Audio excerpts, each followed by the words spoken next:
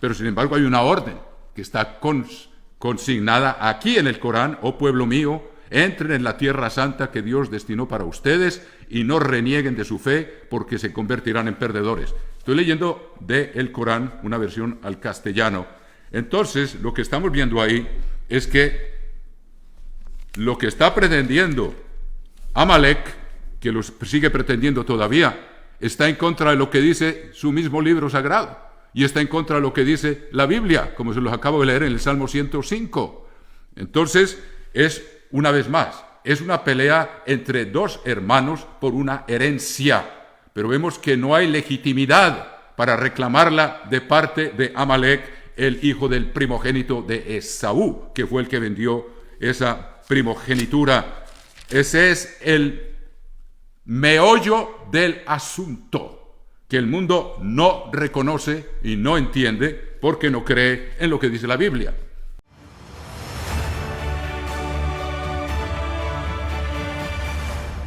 Apreciados amigos de El Mundo de Mañana, sean ustedes bienvenidos a esta transmisión. Les agradecemos muchísimo que hayan estado dispuestos a conectarse con nosotros para este tema tan importante en este momento crucial que estamos viviendo. El título de este programa es Origen y destino del terrorismo, lo que la Biblia dice. En la Biblia vemos el primer ataque terrorista documentado. Puede que haya habido otros en la historia, y sabemos en qué fecha fue aproximadamente, sabemos el año, pero muy interesante, hermanos, fue un ataque que se realizó en el año 1447 antes de Cristo, hermanos, pero que este conflicto se había de prolongar de generación en generación hasta nuestra época y hasta el retorno del Mesías para establecer paz mundial, por fin. Vamos a ver entonces, les pido que se dirijan y apunten por favor estas escrituras para que ustedes mismos las confirmen y vean lo que dice la Biblia al respecto. Vamos a leer el primer ataque terrorista del cual tenemos documentación detallada. Y ustedes mismos lo van a ver. Ahora vamos a ver el contexto en el cual ese ataque ocurrió. Estamos aquí, como les dije, en el año 1447 antes de Cristo, poco después de la salida del pueblo de Israel de Egipto, que había sido protegido, que Dios lo sacó con gran poder por medio de las famosas plagas de Egipto, y luego lo protegió del ejército de Faraón, abriendo el Mar Rojo, por el cual pasaron a pie, y luego las aguas se precipitaron sobre las tropas de Faraón.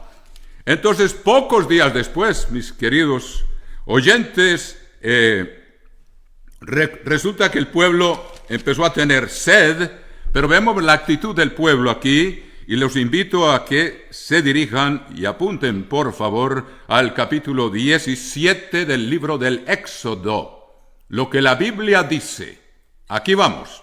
Capítulo 17 del libro del Éxodo. Vamos a ver el contexto en el cual se realizó ese primer ataque terrorista en esta versión. Aquí yo estoy leyendo la Reina Valera de 1960, y de hecho se me olvidó decirles, les habla Mario Hernández. Yo soy parte del equipo que en El Mundo de Mañana trabajamos para difundir las buenas noticias que este mundo necesita, este mundo atribulado por las guerras, hermanos. No tengo que explicarles en qué situación nos encontramos actualmente.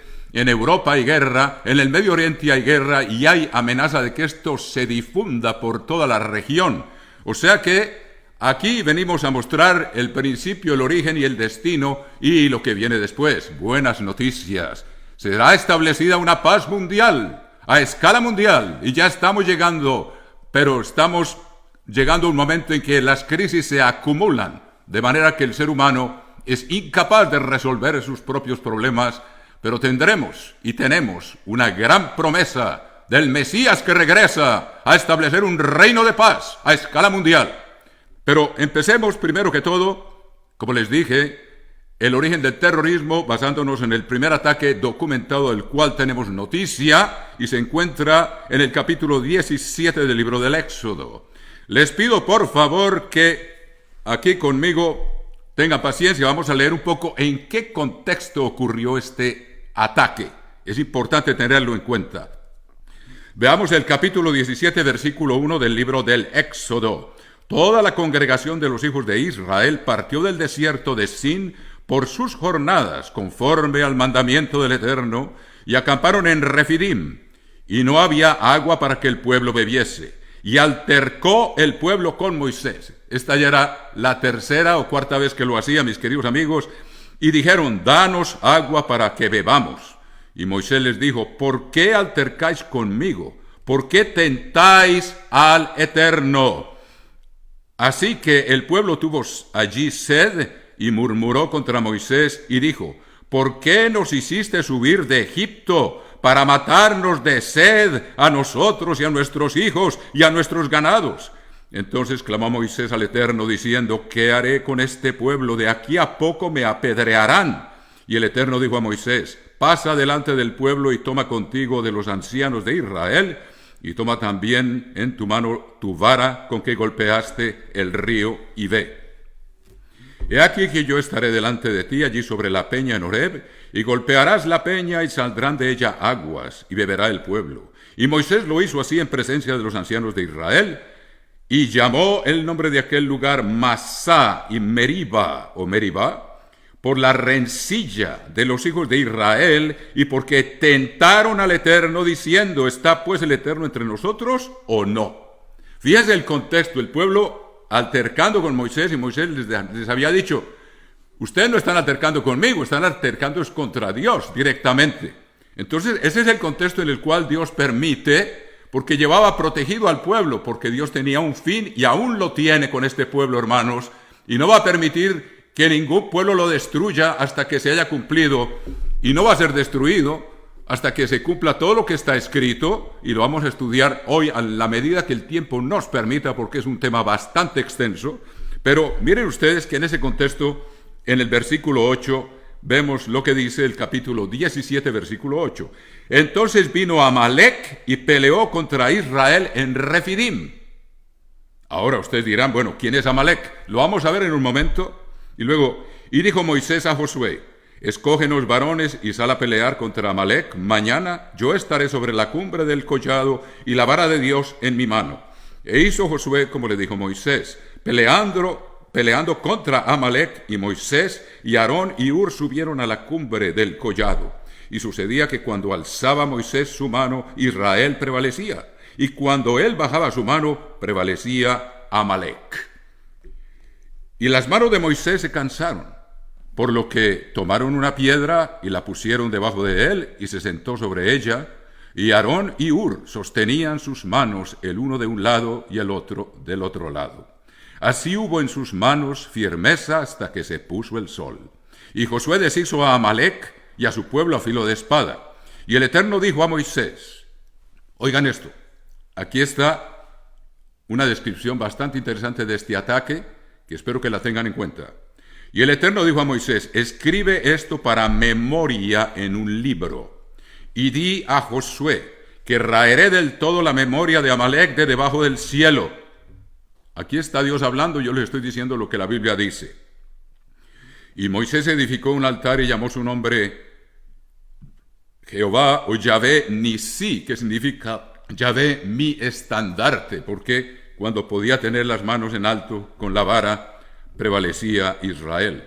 Versículo 16. Y dijo, por cuanto, aquí está hablando Dios, dice, por cuanto la mano de Amalek se levantó contra el trono del Eterno, el Eterno tendrá guerra con Amalek de generación en generación. O sea que eso llega hasta nuestros días. Y lo vamos a ver demostrado de forma bastante interesante. Entonces vemos aquí lo que pronunció en el capítulo 17, versículo 16. Dice, por cuanto la mano de Amalek se levantó contra el trono del Eterno, el Eterno tendrá guerra con Amalek de generación en generación. O sea que es algo que habría de prolongarse hasta nuestros días. Vamos a ver entonces, la pregunta que surge es, ¿quién es Amalek? Seguramente pocos de ustedes, mis queridos amigos, saben quién es Amalek. Vamos a dejar que la misma Biblia nos diga de quién se trata. Les pido que retrocedan un poquito ahí y se dirijan al capítulo 36 del libro del Génesis para aclarar este sistema. Aquí lo interesante es que la Biblia se interpreta a sí misma. Por eso nos atrevemos a poner el título de este programa: Origen y destino del terrorismo, lo que la Biblia dice. Veamos en el capítulo 36, vamos a ver, por primera vez aparece el nombre de Amalek en la Biblia. Y dice, capítulo 36 del libro del Génesis, apunten por favor, versículo 1. Estas son las generaciones de Esaú, el cual es Edom. Ahora, ¿quién es Esaú? Esaú era el hijo mayor de Isaac y Rebeca. Esaú, el cual es Edom. Y vamos a ver algo muy interesante ahí, manténganme la mano ahí, por favor. Y vamos a ver un poquito más atrás y vamos a ver quién es Esaú para que ustedes mismos se vayan poniendo en el contexto y vamos a ver que es el abuelo de Amalek. Entonces miremos lo que dice aquí la palabra de Dios. Veamos cómo Esaú fue el primero que nació, será el primogénito de Isaac y de Rebeca. Apunten esto y lo ven ustedes aquí en el capítulo 25, versículo 20 del libro de Génesis. Vean lo que dice. Era Isaac de 40 años cuando tomó por mujer a Rebeca, hija de Betuel, arameo de Padán Aram, hermana de Labán, arameo. Y oró Isaac al Eterno por su mujer, que era estéril, y lo aceptó el Eterno y concibió Rebeca, su mujer. Versículo 22. Y los hijos luchaban dentro de ella. Y dijo, si es así, ¿para qué vivo? ¿Para qué vivo yo? Y se fue a consultar al Eterno.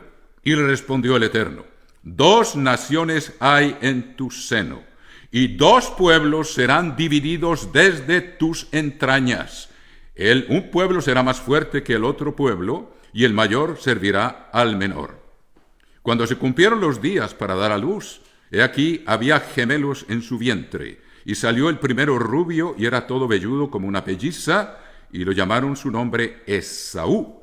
Después salió su hermano, trabada su mano al calcañar de Esaú, y fue llamado su nombre Jacob, que significa suplantador, porque llevaba su mano. Y recuerde que estaban peleando desde el vientre de la madre. El conflicto que estamos viendo ahora, hermanos, se remonta a eso, y ustedes lo van a ver a medida que procedamos con este estudio, mis queridos amigos.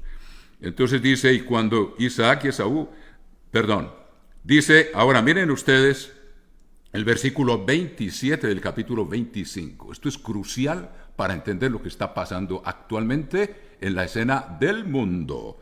Capítulo del Génesis 25, versículo 27. Y crecieron los niños, y Esaú fue diestro en la casa, hombre del campo, pero Jacob era varón quieto que habitaba en tiendas. Llamó Isaac a Esaú porque comía de su casa con Z, caza. Mas Rebeca amaba a Jacob. Y guisó Jacob un potaje. Y volviendo Esaú del campo cansado, dijo a Jacob, te ruego que me des a comer de ese guiso rojo, pues estoy muy cansado. Por tanto fue llamado su nombre Edom, que significa rojo. Era el color del guiso que estaba haciendo Jacob. Versículo 31, y Jacob respondió, véndeme en este día tu primogenitura. Recuerden que Esaú fue el primero en salir, luego él tenía el derecho de primogenitura. Pero aquí Jacob se aprovecha de esta ocasión y le dice, véndeme en este día tu primogenitura. Entonces dijo Esaú, he aquí, yo me voy a morir. ¿Para qué pues me servirá la primogenitura? Y dijo Jacob, júramelo en este día. Y él le juró. Y vendió a Jacob su primogenitura. Entonces Jacob dio a Esaú pan y del guisado de las lentejas, y comió y bebió, y se levantó y se fue. Así menospreció Esaú la primogenitura. Tengan eso en cuenta. Así despreció Esaú la primogenitura. Y recuerden una cosa, la primogenitura incluía el derecho a la tierra santa. el derecho a ser los poseedores de esa tierra santa que Dios había prometido a Abraham y a Isaac. Y aquí, debido a la decisión de Esaú, pasó a manos de Jacob. Bueno, con eso en mente, vamos a volver al capítulo 36 del libro del Génesis, y ustedes van a ver pintándose este cuadro poco a poco, y vemos que en el capítulo 36 dice, estas son las generaciones de Esaú, el cual es Edom. O sea, lo pusieron Edom porque vendió la primogenitura por un plato de lentejas, que era un plato seguro por todo el guiso y las especias que Jacob había utilizado. Era de color rojo, seguramente muy apetitoso. Y Esaú no pudo controlar sus impulsos primarios y dijo, me voy a morir, ¿qué me importa la primogenitura? Y la despreció por un plato de lentejas. Entonces, ¿qué pasó? En el capítulo 36 del Génesis, versículo 2, dice, Esaú tomó sus mujeres de las hijas de Canaán. Él se casó con 2 mujeres heteas. O sea que aquí vemos por qué hay razones en que su descendencia reclamen esa tierra, porque vivían también los heteos. Y luego dice, tomó sus mujeres de las hijas de Canaán, a Ada, hija de Elón Eteo, a Jolibama, hija de Aná, hijo de Sibeón Ebeo. En fin, y a Basemat, hija de Ismael, hermana de Nebaiot. O sea que Esaú se casó también con una hija de Ismael, su tío, que era hijo de Abraham. Y Esaú se casó con Basemat, que también tiene el nombre de Mahalat, y tenía 3 esposas. Ahora vamos a ver lo que dice en el versículo 11. Elifaz fue el hijo primogénito de Esaú. Vemos 36:11. Y los hijos de Elifaz fueron Temán, Omar, Sefo, Gatam y Cenaz. Versículo 12. Aquí aparece por primera vez Amalek. Y Timna fue concubina de Elifaz, hijo de Esaú, y ella le dio a luz a Amalek. Estos son los hijos de Ada, mujer de Esaú. Entonces vemos aquí, mis queridos amigos, que Amalek es hijo del primogénito Elifaz por medio de Timna. Y vemos un poco más adelante aquí, a ver si encuentro. Bueno, yo creo que ustedes ya con eso deben tener bien claro que Amalek es un nieto de Esaú por la vía del primogénito que es Elifaz. Entonces, cuando leemos entre líneas, cuando volvemos al libro del Éxodo, empezamos a ver por qué Amalek atacó a Israel antes de que llegara a la Tierra Santa. ¿Qué era lo que pretendía Amalek? Amalek pretendía eliminar las tribus de Israel para tomar posesión de la tierra que su abuelo había vendido por un plato de lentejas. Es tan interesante y tan sencillo que el mundo de hoy no puede entender la raíz del problema que se cierne hoy en el Medio Oriente. Sabemos que la primogenitura incluía la herencia de esa tierra santa que es tan codiciada. Entonces, Esaú la vendió. ¿Qué está haciendo Amalek? Su hijo, por medio de Elifaz, el nieto, por medio del primogénito, está tratando de reclamar la herencia que su abuelo vendió por un plato de lentejas. Y por eso pretende eliminar al pueblo de Israel antes de que llegue a la Tierra Santa. ¿Ven ustedes? Ahí está el problema. La raíz del problema que estamos viendo ahora y que el mundo no entiende está explicado en la Biblia. Son 2 hermanos peleando por una herencia. Ahí está el meollo del problema. Y el único libro que lo puede explicar con claridad de su problema de familia es la Biblia. Es la palabra de Dios. No hay otra fuente. No hay ningún geopolítico que le dé crédito a este libro. Como les digo, es el libro más desprestigiado entre todos los libros escritos. Es la Biblia y sin embargo es el único que nos explica la raíz de los problemas y el porqué y cuál será el desenvolvimiento y el destino final de este conflicto. Entonces vemos aquí claramente cómo Amalek, nieto de Esaú, quien vendió la primogenitura, o sea, la tierra santa, que era el derecho que tenía el primogénito, lo vende por un plato de lentejas, y el nieto Amalek quiere recobrar la herencia que el abuelo vendió. Esa es la raíz del problema, y por eso esto no tiene solución humana. porque está arraigado hasta las vísceras del que quiere reclamar la herencia perdida y de los que la consideran como tierra propia, porque les fue otorgada por el poder mismo de Dios. Vamos a ver cómo Dios mismo declara lo que la Biblia dice. Estamos haciendo aquí lo que la Biblia dice. Dios mismo declara, les voy a resumir en el Salmo 105. Apunten esto, por favor. El Salmo 105 está resumido este tema. ¿Y por qué este conflicto por esa tierra? Vean ustedes el Salmo 105 y vamos a ver el versículo 7. Apunten esto y ustedes mismos van a verificar lo que les estamos diciendo aquí. Esto es lo que la Biblia dice. Salmos 105 y versículo 7. Salmos 105, versículo 7. Él es el Eterno, o sea, Yahvé, nuestro Dios. En toda la tierra están sus juicios. Se acordó para siempre de su pacto. Aquí dice, Dios se acordó para siempre de su pacto. De la palabra que mandó para 1000 generaciones, la cual concertó con Abraham, primero que todo, y después de Abraham, y de su juramento a Isaac, el hijo de Abraham. Y luego dice en el versículo 10, la estableció a Jacob por decreto. ¿Por qué? Porque Jacob obtuvo la primogenitura, le fue vendida. Y Dios reconoce eso y dice, la cual estableció a Jacob, versículo 10, por decreto, a Israel por pacto sempiterno. La gente no cree esto. Esto es lo que dice la Biblia, pero ustedes han querido escuchar lo que la Biblia dice. Yo se los estoy leyendo, no son ideas mías, son palabras que están escritas aquí. Y dice, repito, la estableció, capítulo 105 de los Salmos, versículo 10, la estableció a Jacob por decreto.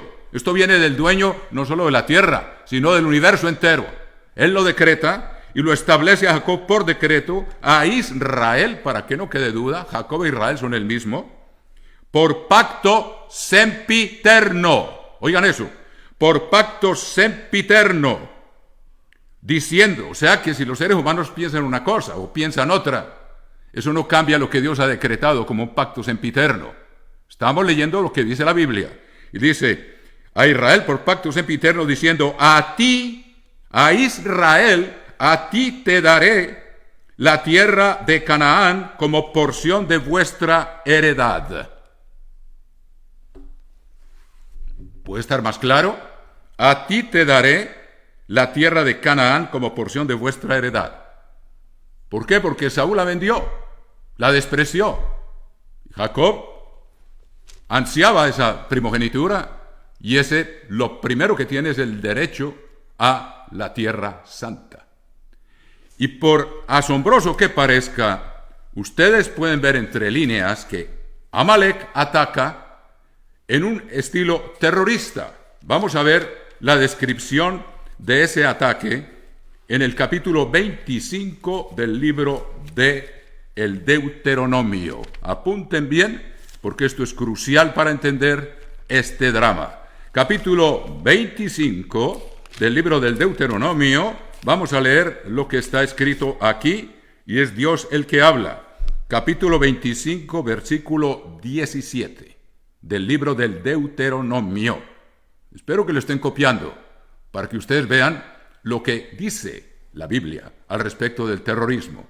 Y vamos a ver cómo Dios describe aquí el ataque que Amalek realizó contra Jacob, las 12 tribus, que venían a heredar la tierra que su abuelo había vendido por un plato de lentejas. Así de sencilla la historia. Los geopolíticos de hoy tal vez lo creen ridículo, pero la Biblia explica las cosas con una claridad y una sencillez que para muchos intelectuales sería ridícula. Sin embargo, es palabra de Dios y nosotros la creemos.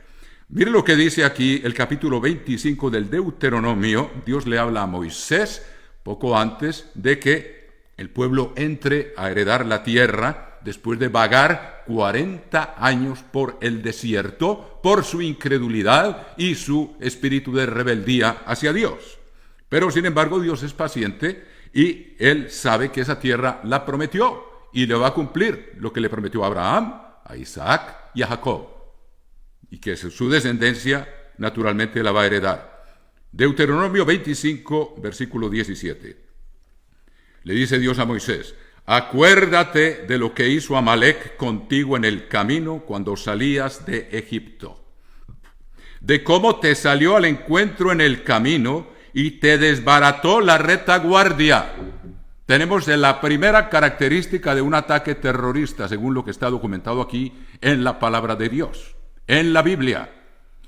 La primera característica de un ataque terrorista es que ataca por la espalda. Es lo que acabamos de ver. Creo que fue el 7 de octubre de este mismo año. ¿Cómo fue ese ataque? Fue por la espalda. Y luego dice aquí, de cómo te salió al encuentro en el camino y te desbarató la retaguardia, o sea, los que venían detrás, de todos los débiles que iban detrás de ti, cuando tú estabas cansado y trabajado y no tuvo ningún temor de Dios. Eso es lo que dice aquí. No tuvo ningún temor de Dios. Bregando a recuperar la tierra, utilizó este sistema de ataque. Atacar por detrás. ¿Y qué ataca? Población civil indefensa, que acabamos de presenciar.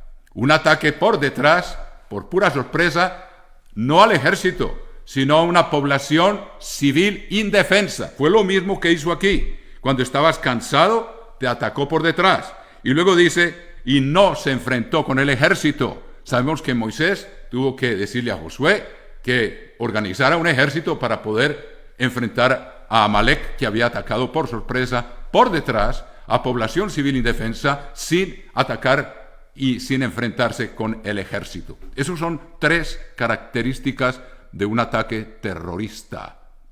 Ataca por la espalda, población civil indefensa, lo que acabamos de presenciar en el escenario del mundo, y tercero, no se enfrenta con el ejército. Fue después del ataque que Josué se pudo enfrentar con Amalec, y estamos viendo lo mismo desarrollarse ahora ante nuestros ojos.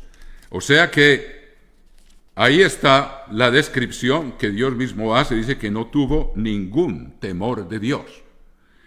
Y luego dice, por tanto, cuando el Eterno tu Dios te dé descanso de todos tus enemigos alrededor en la tierra que el Eterno tu Dios te da por heredad, para que la poseas, borrarás la memoria de Amalec de debajo del cielo, no lo olvides.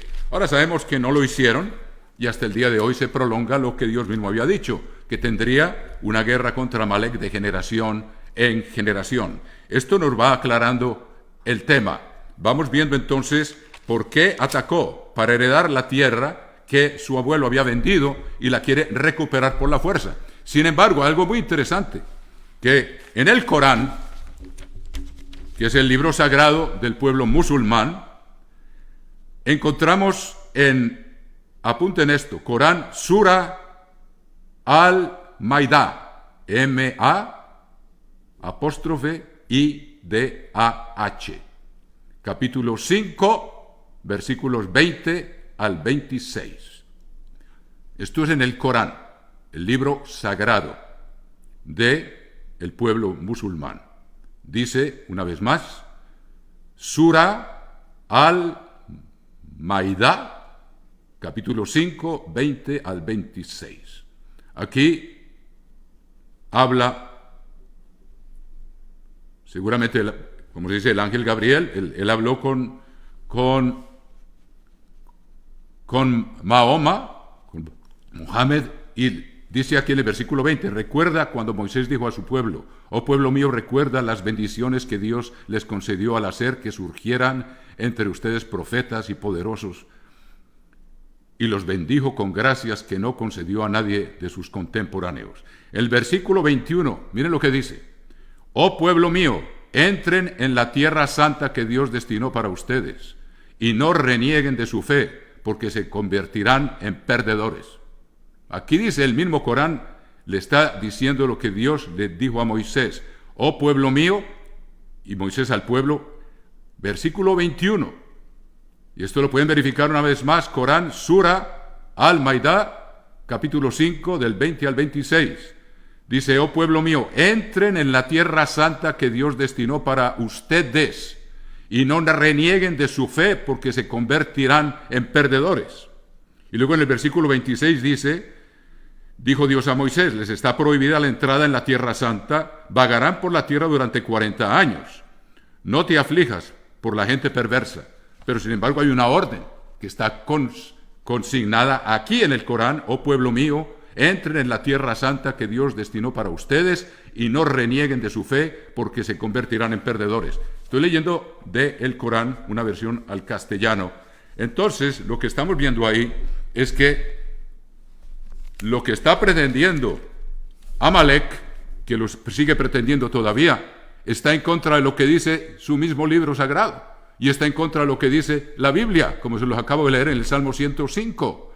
Entonces, una vez más, es una pelea entre dos hermanos por una herencia, pero vemos que no hay legitimidad para reclamarla de parte de Amalek, el hijo del primogénito de Esaú, que fue el que vendió esa primogenitura.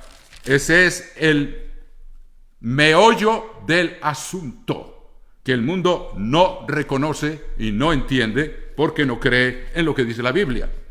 Entonces, ¿cómo fue que el pueblo de Esaú terminó poblando la tierra de Israel? Sabemos en el capítulo 15 del libro de Josué, sabemos que la tierra de Judá limitaba con Idumea, que es Edom, la tierra que Dios le dio a los descendientes de Esaú. Limitaba con la tierra santa. Y lo vemos en el capítulo, vamos a ver si encuentro en el capítulo 15 del libro de Josué, leemos lo siguiente y vemos cómo aquí la Biblia nos va guiando en este tema.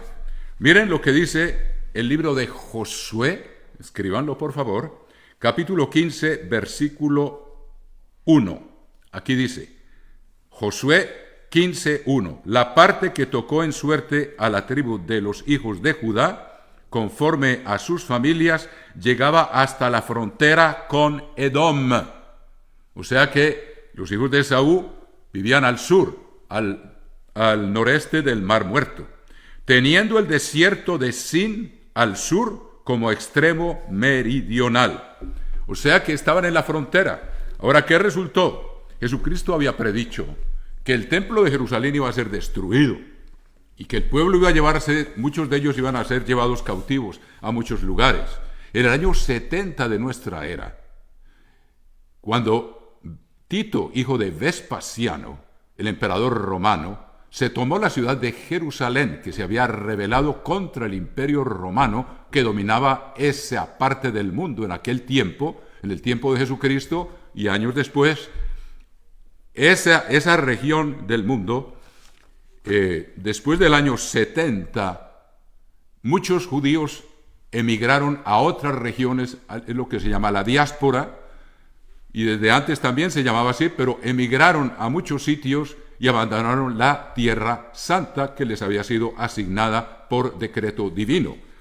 ¿Y qué ocurrió? Después, en el año 133, hubo la famosa revuelta.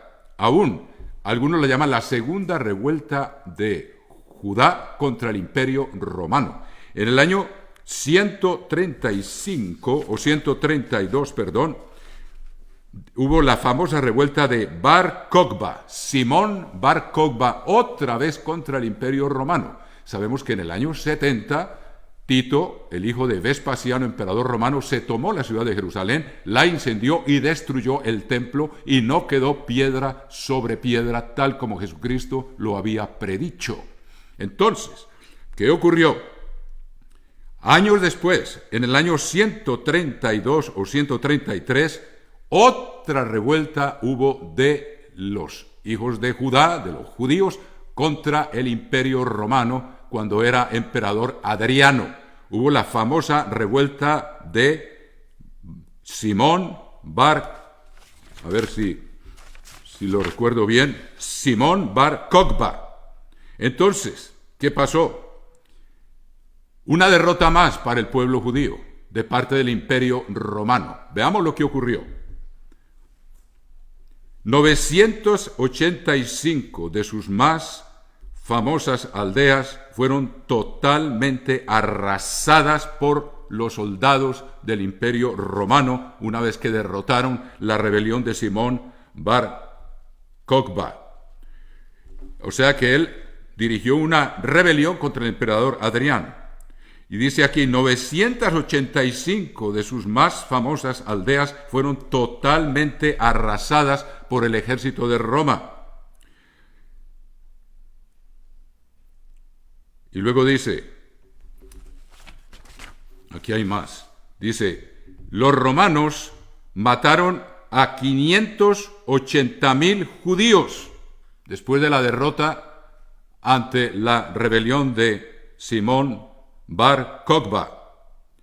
Los romanos mataron 580,000 judíos, además de los que murieron de hambre y de peste.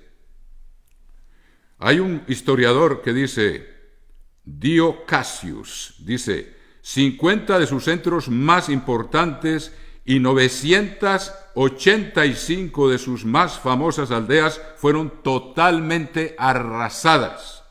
Y luego dice también este historiador, Dio Cassius, casi la totalidad de Judea quedó hecha una desolación.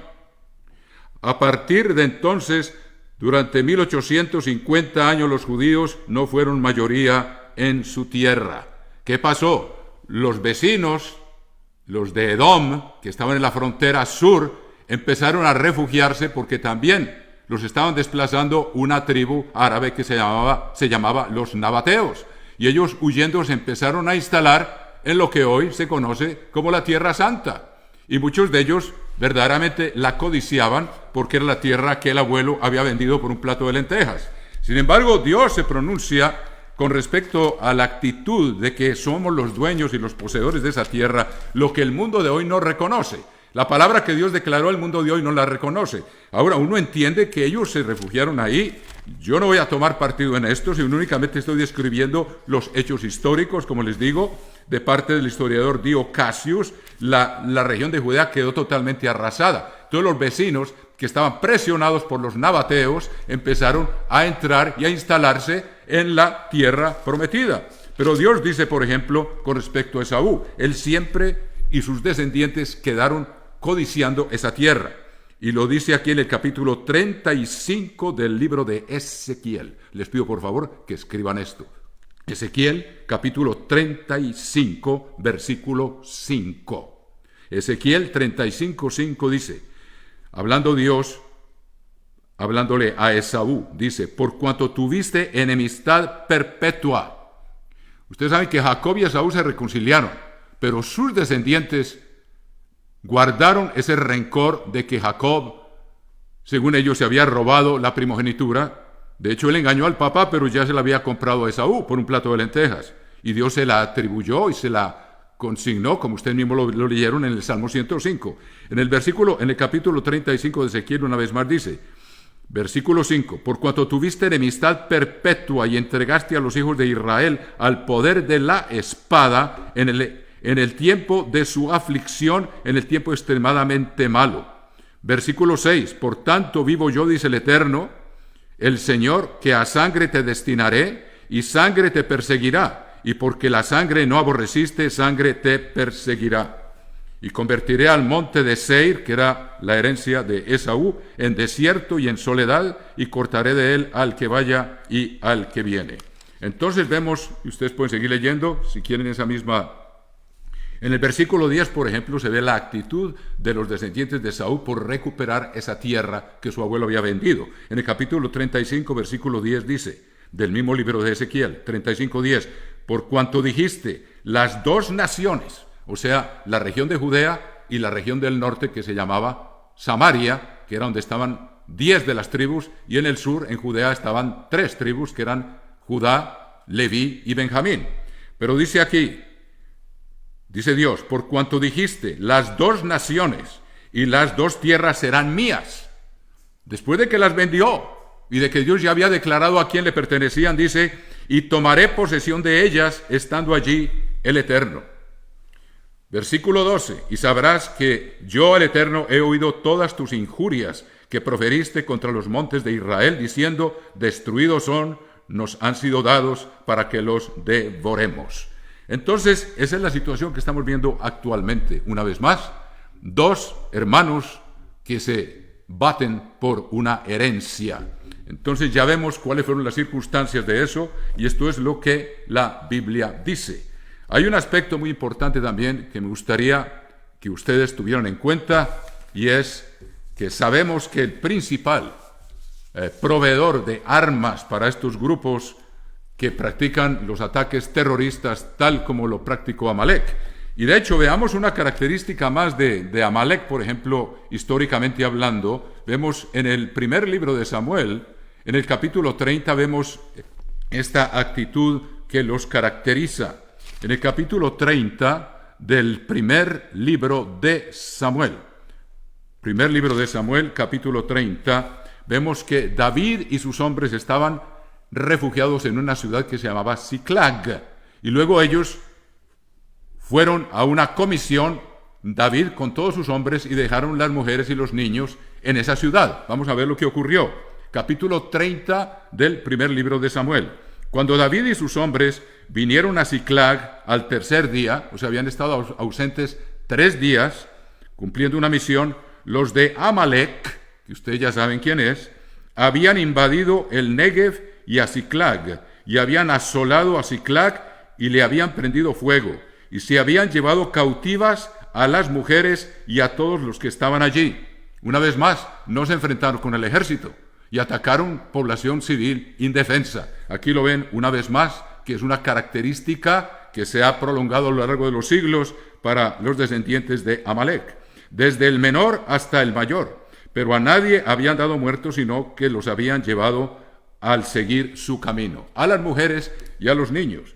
Versículo 3, vino pues David con los suyos a la ciudad, y aquí que estaba quemada, y sus mujeres y sus hijos e hijas habían sido llevados cautivos, prácticamente como rehenes, podríamos decir, que vemos un paralelo más con lo que está ocurriendo actualmente. Esto es lo que la Biblia dice, y es lo que nosotros les transmitimos a ustedes.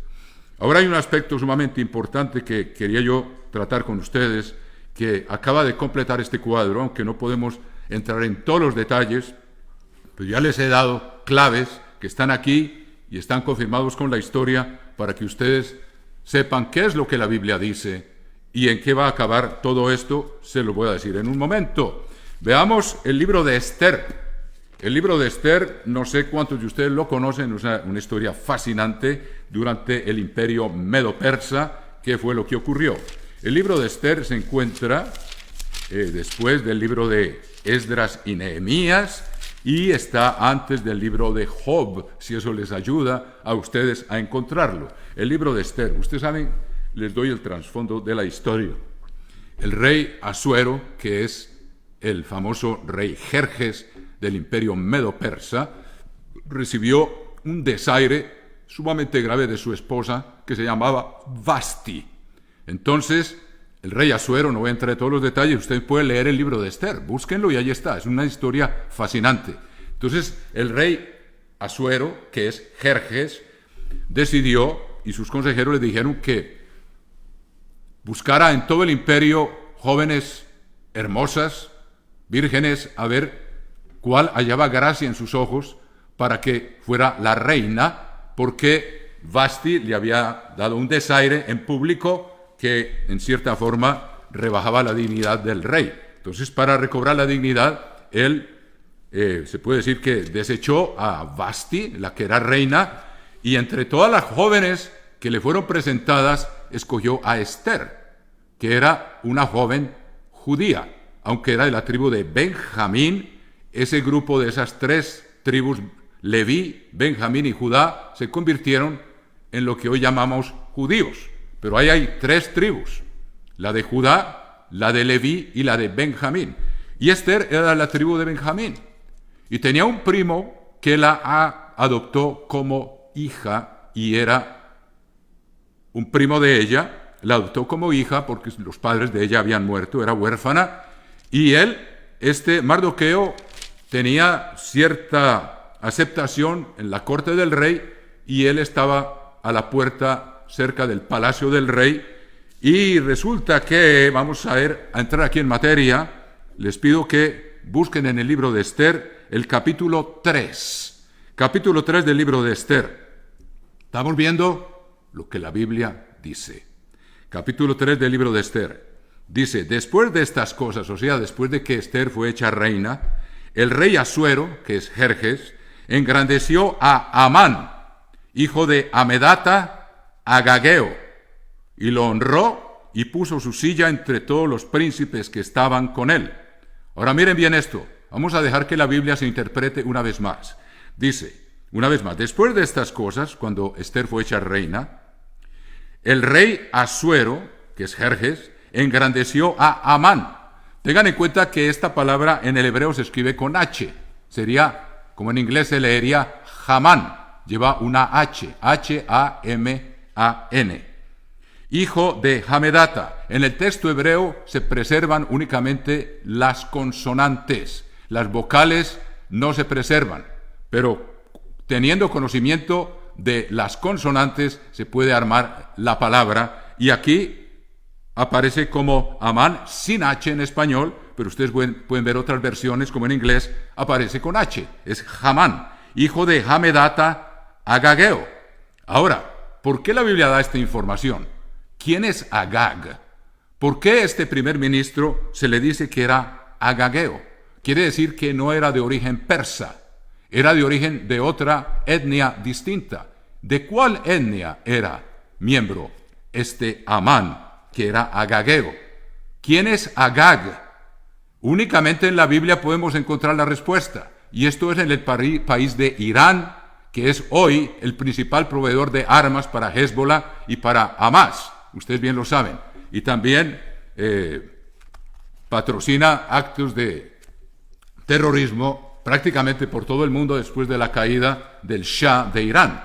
Pero vamos a ver quién es entonces Agag. Les pido que se dirijan, para dejar que la misma Biblia nos instruya, al primer libro de Samuel, capítulo 15.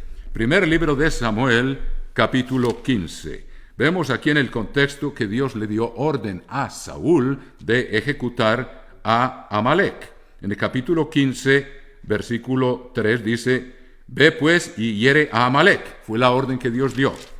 Ahora, Saúl no cumplió al pie de la letra la misión que Dios le dio. Estamos aquí leyendo lo que la Biblia dice. En el versículo 20 del primer libro de Samuel, capítulo 15 y versículo 20, veamos lo que dice. Y Saúl respondió a Samuel, antes bien he obedecido a la voz del Eterno y fui a la misión que el Eterno me envió y he traído a Agag, rey de Amalek.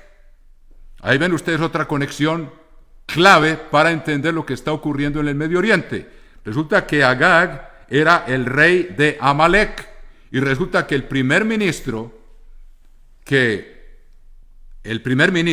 que nombró el rey Jerjes en los días de Esther, que es después de la caída del imperio babilónico y que fue sucedido por el imperio de los medos y los persas, resulta que el primer ministro es Agageo, o sea que era descendiente del rey de Amalek. Y veamos lo que concibe en su corazón este personaje que se llama Amán y que era Agageo, o sea, descendiente del rey de Amalek. Ahora es nombrado primer ministro del imperio medo-persa, que contaba con 127 provincias desde la India hasta Etiopía. Veamos entonces lo que ocurre aquí, muy interesante. Vemos que en el capítulo 3 de Esther encontramos cómo hay una conexión y qué drama es este. Entre otras cosas, queremos ofrecerles absolutamente gratis aquí este artículo que explica en detalle lo que ustedes están escuchando ahora, pero lo explica en detalle y les va a servir de mucha información para entender lo que dice la Biblia acerca del terrorismo. Y dice, este artículo dice, el libro de Esther y el futuro del Medio Oriente. El libro de Esther y el futuro del Medio Oriente. Lo pueden reclamar gratuitamente en el sitio web que se llama elmundodemañana.org. Ahí pueden reclamar este artículo que les va a ayudar a entender el fenómeno de la pugna y del conflicto sin solución humana del Medio Oriente. Entonces, en el capítulo 3, resulta que el rey había nombrado a Amán, hijo de Amedata, Agageo, capítulo 3 del libro de Esther, y dice, y lo honró y lo puso su silla sobre todos los príncipes que estaban con él. Y todos los siervos, versículo 2, del rey, que estaban a la puerta del rey, se arrodillaban y se inclinaban ante Amán. Recuerde que es con H, Hamán. Pero así, porque así lo había mandado el rey. Pero Mardoqueo ni se arrodillaba ni se humillaba. Mardoqueo era el primo de Esther, que ahora era la reina del imperio medo-persa, esposa del rey Asuero, que es Jerjes. Y luego dice, Mardoqueo ni se arrodillaba ni se humillaba, que Mardoqueo sabía de quién era descendiente y conocía la historia de la actitud de Amalek por recuperar la tierra prometida a cualquier precio, mis queridos amigos. Versículo 3, y los siervos del rey que estaban a la puerta preguntaron a Mardoqueo, ¿por qué traspasas el mandamiento del rey? Aconteció que, hablándole cada día de esta manera, y no escuchándolos, él lo denunciaron a Amán, para ver si Mardoqueo se mantendría firme en su dicho, porque ya él les había declarado que era judío. Y vio Amán que Mardoqueo ni se arrodillaba ni se humillaba delante de él, y se llenó de ira. Pero tuvo en poco poner mano en Mardoqueo solamente, pues ya le habían declarado cuál era su pueblo, el pueblo de Mardoqueo, y procuró Amán destruir a todos los judíos en el reino de Asuero, que es el rey Jerjes, al pueblo de Mardoqueo. En el versículo 8 vemos cómo tramó este plan. Y vemos aquí que es una amalecita, descendiente del rey de Amalek, y el plan de él es destruir a todos los judíos, porque cuando los judíos fueron deportados de su tierra a Babilonia, y cuando el imperio medo-persa se tomó a Babilonia, los judíos se quedaron en ese territorio y, como les digo, se dispersaron por las 127 provincias del imperio medo-persa. No todos regresaron a Jerusalén y a la tierra de Judea. Entonces, miren lo que dice el capítulo 3, versículo 8. Y dijo Amán al rey Asuero, hay un pueblo esparcido y distribuido entre los pueblos en todas las provincias de tu reino, y sus leyes son diferentes de las de todo pueblo, y no guardan las leyes del rey, y al rey nada le beneficia el dejarlos vivir. Versículo 13, y si place al rey, decrete que sean destruidos, y yo pasaré 10,000 talentos de plata a los que manejan la hacienda para que sean traídos a los tesoros del rey. Versículo 13, y fueron enviadas cartas por medio de correos a todas las provincias. Estoy leyendo Esther 3:13. A todas las provincias del rey, con la orden de destruir, matar y exterminar a todos los judíos, jóvenes y ancianos, niños y mujeres, en un mismo día, en el día 13 del mes 12º, que es el mes de Adar, y de apoderarse de sus bienes. Versículo 15. Y salieron los correos prontamente por mandato del rey, y el edicto fue dado en Susa, capital del reino. Capítulo 4 y versículo 3. Y en cada provincia y lugar donde el mandamiento del rey y su decreto llegaba, tenían los judíos gran luto, ayuno, lloro y lamentación, cilicio y ceniza. Era la cama de muchos. Capítulo 4, versículo 7 de este mismo libro de Esther. Y Mardoqueo le declaró todo lo que le había acontecido y le dio noticia de la plata que Amán había dicho que...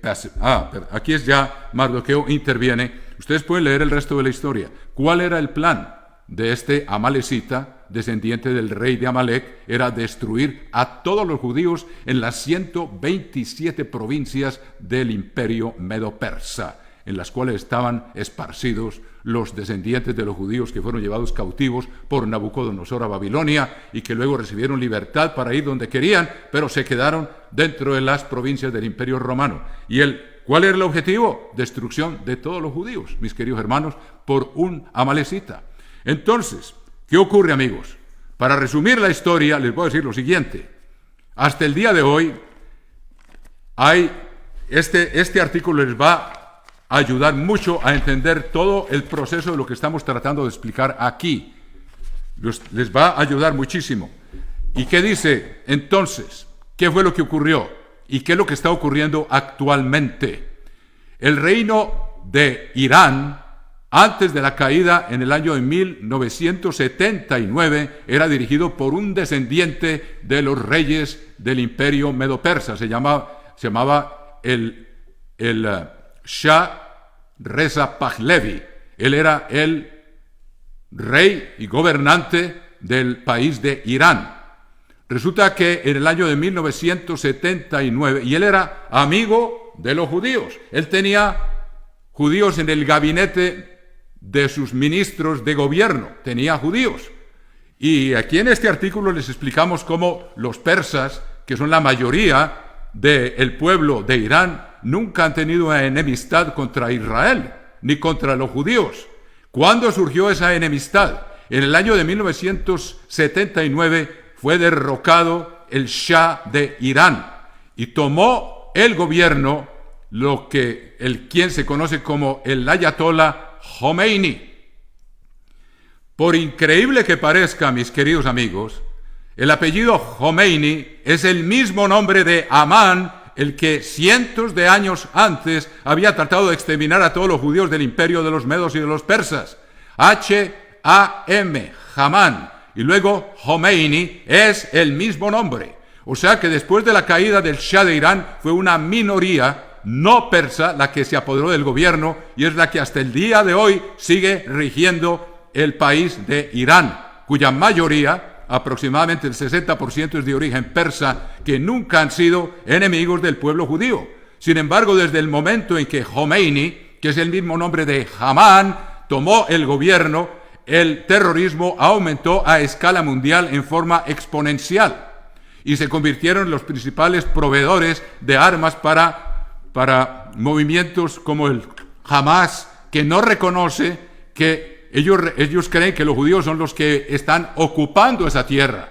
Cuando ustedes, ya les demostré por medio de la historia que la tierra quedó devastada y los descendientes de Saúl vinieron y se instalaron ahí, porque ellos siempre habían codiciado de todos modos esa tierra que el abuelo había vendido por un plato de lentejas. Entonces, Hamán es, hoy en día vemos la misma mentalidad, que Khomeini y el que ahora es primer ministro allá, o el supremo líder, Khamenei, es el mismo nombre, A-H-M-N en hebreo. O sea que son descendientes del que pretendió eliminar a todos los judíos en las 127 provincias del imperio de los medos y de los persas. Y hoy en día se encargan de nutrir y de proveer armas para destruir a Israel, a Hezbollah. Todo el mundo sabe que el principal proveedor de armas es Irán, y también ocurre con el movimiento de Hamas para recobrar la tierra, para hacer desaparecer el nombre de Israel de sobre la tierra. Ese es el lema que es bien conocido. Hay que borrar ese nombre. Sin embargo, podemos decir una cosa, mis queridos amigos. Yo les he estado leyendo todo esto y diciendo esto basado en lo que la Biblia dice. Sin embargo, a pesar de que pueden causar mucho daño al país de Israel, sabemos por profecía, por lo que Dios ha escrito de antemano, que aunque se levante la mano de Amalek contra el trono de Dios, tratando de cambiar lo que él ya ha designado, y por medio de profecías, es que aún después de estos ataques, no sabemos cuándo, pero se van a iniciar los sacrificios en la ciudad de Jerusalén. Y eso está escrito en el libro de Daniel. Y esas profecías se tienen que cumplir. Y nadie puede cambiar los designios del Todopoderoso. Dios ya ha diseñado y ha decidido que los sacrificios se van a reiniciar. Y sabemos que van a ser detenidos 1290 días antes del retorno del Mesías. O sea que nos estamos acercando al fin de la era, mis queridos amigos. y estamos presenciando estos acontecimientos, pero sabemos que aunque se encienda todo alrededor de esa nación de Judá, que al fin y al cabo, hermanos, hay que decir la verdad, ellos también están provocando la ira de Dios.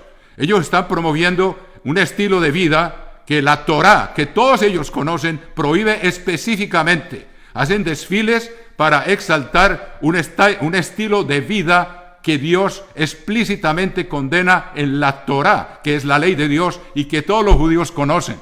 O sea que ellos también, así como el pueblo de Israel estaba siempre murmurando y protestando contra Aarón y contra Moisés y al fin y al cabo contra Dios, también están provocando a Dios, mis queridos amigos. Fue poco tiempo después y fue durante la celebración de la fiesta de los tabernáculos, una fiesta que Dios ordena al pueblo celebrar. Estaban celebrando otra cosa que no tiene nada que ver con la fiesta que Dios había ordenado. Entonces ellos también provocan la ira de Dios. Vaya, hay que decir, hay que ser objetivos. Ellos también la provocan por la forma como hacen desfiles en la misma Jerusalén y levantan su mano contra el trono de Dios, promoviendo estilos de vida que Dios específicamente prohíbe en su ley, que ellos todos conocen, la Torá. O sea que vemos entonces que esto también Dios levanta la protección debido a que también lo está provocando. Así como Amalek quiere cambiar los designios de Dios, también este pueblo que nosotros amamos y respetamos por ser el pueblo de Dios, sin embargo está provocando también la ira del Eterno por estar promoviendo lo que no debe estar promoviendo en las mismas calles de Jerusalén, la cual va a ser la sede del gobierno del Mesías dentro de poco tiempo. Entonces, con esto creo que tienen ya un cuadro de lo que está ocurriendo y cuál es la raíz del terrorismo, es utilizar cualquier medio para recuperar una herencia perdida ilícitamente, porque el mismo libro del Corán dice que es en la tierra santa y que le fue dada a los hijos de Israel, y confirma lo que les mostré en el Salmo 105. O sea, eso es lo que la Biblia dice. Ahora bien, nosotros aquí no estamos únicamente para dar malas noticias. Estas crisis que están ocurriendo son el anuncio de buenas nuevas. Se acerca el retorno del Mesías. Todas estas crisis están demostrando, aún la guerra en Ucrania, se están perfilando los actores de la escena final del drama humano sobre la faz de la tierra. Y ahora les estamos dando un panorama que en otra ocasión también les daremos de lo que significa esta guerra de Ucrania y en qué va a parar. Y sabemos que se acerca, y ya lo podemos sospechar, una tercera guerra mundial. Pero ahí no va a terminar todo. Hay buenas noticias. Después de que el ser humano haya demostrado a sí mismo que es incapaz de gobernarse a sí mismo y de establecer paz sobre la faz de la tierra, porque no conocen el camino de la paz, ni no practican el camino de la paz, el Mesías va a regresar. Con buenas noticias queremos nosotros comunicarles esto. El Evangelio significa buenas noticias y todos estos acontecimientos nos anuncian que ya está cerca a las puertas el retorno del Mesías para establecer un reino de paz a escala mundial. Y queremos ofrecerles absolutamente gratis este folleto que se llama El maravilloso mundo de mañana. ¿Cómo será ese reino de paz? Les voy a leer por lo menos una escritura que demuestra lo que va a ser el mundo tan radicalmente distinto gracias al retorno del Mesías, a establecer un reino de paz. Por eso se le llama príncipe de paz. Vamos a dirigirnos al capítulo 2 del profeta Isaías y vamos a leer lo que ya está cerca a las puertas. Buenas noticias para el mundo. El mundo no va a perecer en un holocausto mundial. Puede que muchos mueran, pero hay esperanza, porque hay una resurrección también anunciada para el futuro que tal vez en un programa futuro les explicaremos más en detalle. Pero hay esperanza para el ser humano. No todo está perdido. Estos dilemas que humanamente no encuentran solución, el único que los puede resolver es Jesucristo, el Mesías, que está a punto de retornar, como él mismo lo dijo.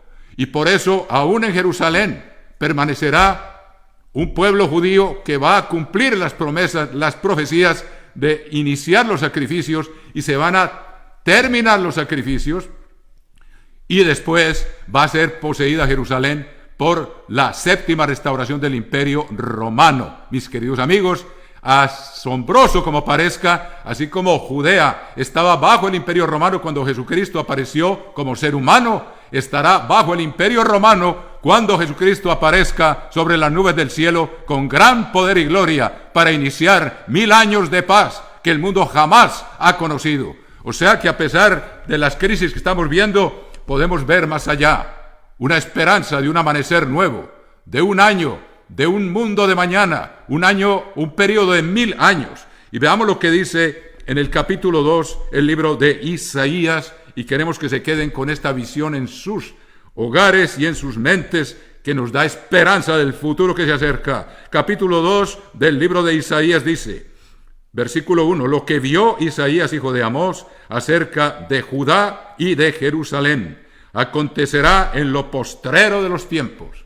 Y ya estamos en esa época. Falta poco para que esto se cumpla, que será confirmado el monte, significa un reino, de la casa del Eterno, como cabeza de los montes, o sea, un gobierno mundial, con autoridad sobre todos los gobiernos del mundo, y será exaltado sobre los collados, y correrán a él todas las naciones. Por fin va a haber una religión mundial, hermanos, una sola, por increíble que parezca, y eso va a ser gracias a la intervención del Mesías, que será reconocido por todos. Versículo 3, y vendrán muchos pueblos y dirán, venid y subamos al monte del Eterno, a la casa del Dios de Jacob, y nos enseñará sus caminos, y caminaremos por sus sendas, el camino de la paz, que el mundo jamás ha conocido en su historia, hermanos, por muy pocos periodos lo ha conocido.